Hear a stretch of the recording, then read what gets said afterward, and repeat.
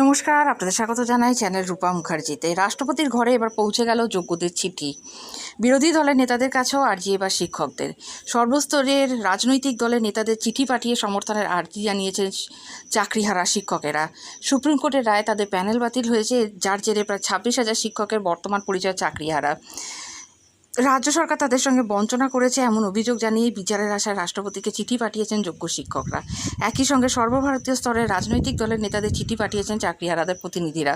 উদ্দেশ্য আন্দোলনের পক্ষে রাজনৈতিক সমর্থন আদায় করা। মঙ্গলবার সর্বভারতীয় স্তরের নেতৃত্বে সমর্থন আদায় করতে চাকরিহারা শিক্ষক ও শিক্ষাকর্মীদের প্রতিনিধিরা বিভিন্ন দলের দপ্তরে গিয়ে চিঠি জমা দেন। রাষ্ট্রপতির কাছে রাজ্যের বিভিন্ন ডাকঘর থেকে যোগ্য শিক্ষকদের তরফে চিঠি পাঠানো শুরু হয়েছে। চিঠিতে চাকরিহারার শাস্তি থেকে মুক্তির দাবি জানিয়েছেন। একই সঙ্গে তারা এও জানিয়েছেন, যদি বিচার করা সম্ভব না হয় তাহলে যেন তাদের স্বেচ্ছামৃত্যুর অনুমতি দেওয়া হয়। একই সঙ্গে যোগ্য শিক্ষক শিক্ষিকা অধিকার মঞ্চের তরফে এসএসসি অভিযানের ডাক দেওয়া হয়েছে।